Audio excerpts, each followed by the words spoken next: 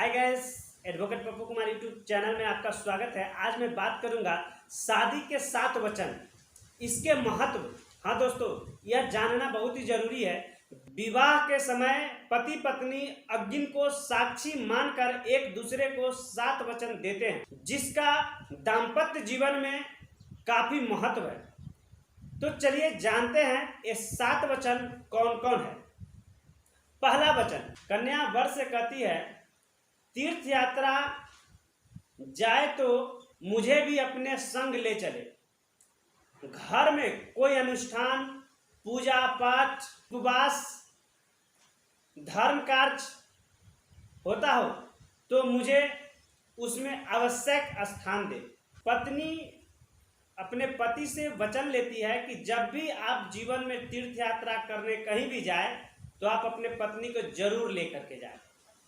जब भी देखते हैं गांव घर में कहीं भी पूजा पाठ होता है तो लोग अपने पत्नी को उसमें भागीदारी बनाते हैं। क्यों? क्योंकि शादी के समय उसको वो वचन दिए रहते हैं।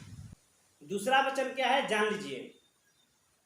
कन्या वर से कहती है कि जिस प्रकार आप अपने माता पिता का सम्मान करते रहे हैं उसी प्रकार मेरे माता पिता का भी सम्मान करेंगे, तो आप मुझे स्वीकार। और शादी के दिन हर पति जो है यह स्वीकार करते हैं और बाद में क्या है वो तो आप जानते ही। तीसरा वचन क्या है? कन्या वर से कहती है कि आप मुझे वचन दे कि जीवन के तीनों अवस्था में, युवावस्था, प्रौढ़ावस्था और वृद्धावस्था में पालन करते रहेंगे।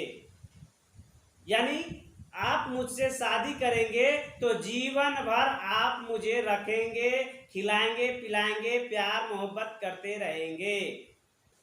चौथा वचन, अब तक आप घर परिवार के चिंता से पूर्णतः मुक्त थे, लेकिन अब आप विवाह के बंधन में बंधने जा रहे हैं।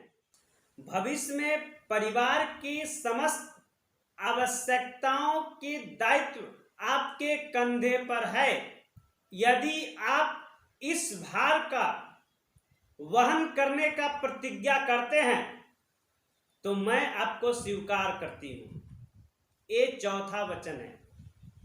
शादी से पहले तो आप देखते हैं कि ये कर रहा है, कभी क्रिकेट खेले चल, कोई मतलब नहीं। घर परिवार के चिंता से पूरी तरह से मुक्त होते हैं। हर लोग रहा है, हम भी रहे हैं। लड़की ऐसी किसी के पास नहीं आ जाती है। तुम सोचता है शादी हो गया एकदम चलो बस हो गया। अरे नहीं, शादी करने के लिए बहुत टेंशन लेना पड़ता है। शादी करने के लिए बहुत टेंशन लेना पड़ता है। शादी करने के लिए बहुत चीज करना पड़ता है। 7 गो वचन, अभी तो 3 गो और सुनना है। 3 गो सुनो, उसके बाद देखो कि क्या है।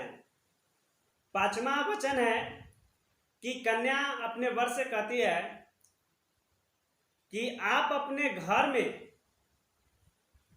कोई कार्य करे, लेन देन या कोई खर्च करे तो आप हमसे मंत्रणा ले, मतलब विचार ले, तब मैं आपको स्वीकार करती हूँ। एक बहुत अच्छा महामूल्य मंत्र सिखा रहे हैं कि पति पत्नी कैसे खुश रहेंगे।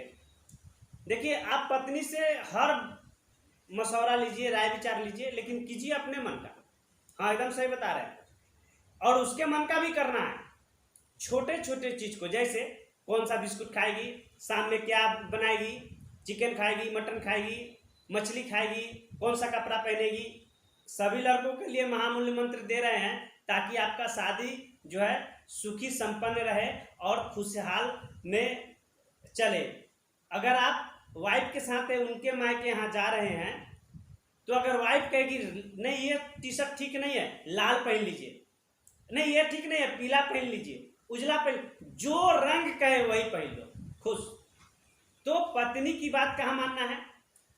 कौन सी खाना बनेंगे, कौन से कपड़ा पहनेंगे, मतलब पत्नी की बात कहाँ मानना है? छोटे छोटे डिसीजन में उनकी भागीदारी को दिखाना है ताकि पत्नी को उसकी अधिकार और उसके भागीदारी का आभास हो।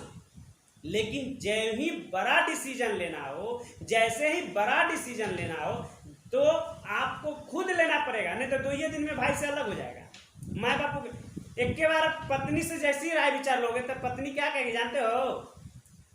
ये बाबूजी को क्या करते हैं, कुछ तो अब कर नहीं रहे हैं, मम्मी से कुछ होने वाला नहीं है। मम्मी पापा पहले माए बाप को छोड़ेगा, पहले मम्मी पापा को ही छोड़ देने के लिए राय देगी।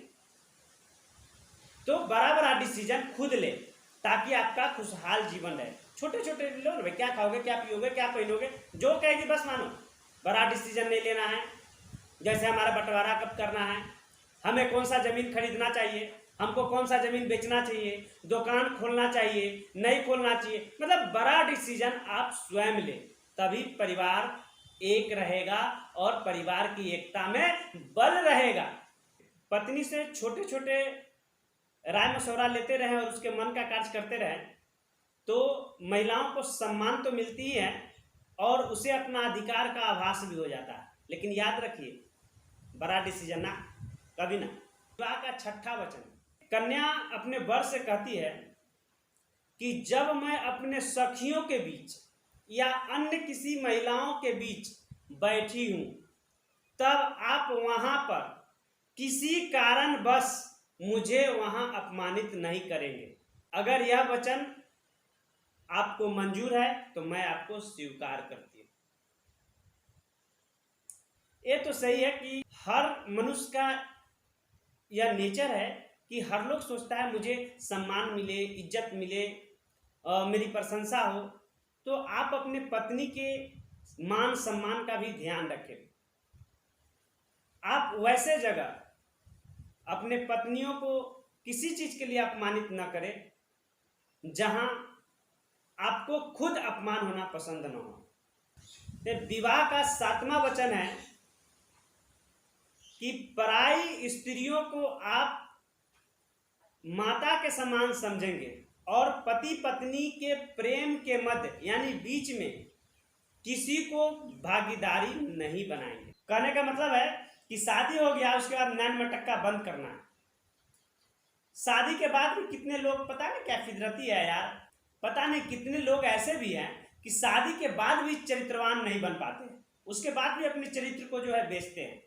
क्या है मतलब, शादी जब हो गई, आपकी बीवी मिल गई, फिर उसके बीच में किसी और को कैसे ला दे रहा है भाई। एक शादी हुआ फिर दूसरा उठा के ले आता है, एक शादी है उसके बाद कोई गर्लफ्रेंड बना लिया, एक शादी घर में मतलब एक वाइफ घर में है और दूसरी समझिए दलान में आ गए। हम गांव में रख दिए शादी करके, दूसरे को पटना में लेके बस रहे। हद है। मेरा वीडियो अच्छा लगे तो लाइक करें, शेयर करें और सब्सक्राइब करें।